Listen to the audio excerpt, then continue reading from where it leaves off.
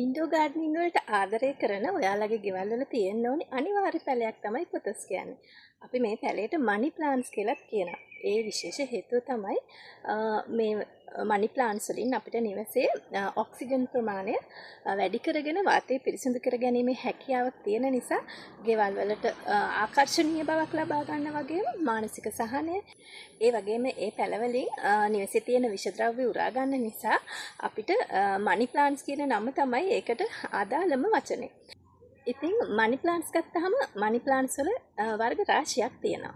ඉතින් එක වර්ගයක් තමයි මේ සුදු සහ කොළපත්‍ර තියෙන එන්ජොයි කියන මනි ප්ලාන්ට් එක. මේ මනි ප්ලාන්ට් එකෙන් අපිට නිවස ලස්සන කරගන්න පුළුවන් මේකේ තියෙන විචිත්‍ර බව නිසා. මෙන්න මේ ලස්සනම ලස්සන ලයිට් ග්‍රීන් කලර් එකක් තියෙන මේ පොතස් එකට අපි කියන්නේ නියොන් කියලා.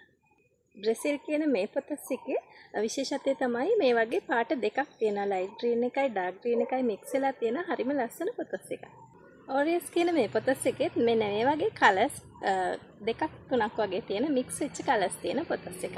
ලෙමන් ලයිම් කියන මේ පොතස් එකත් අපේ ගේ ඇතුළට හරිම අලංකාරයක් එක් කරන්න පුළුවන් පොතස් එකක්.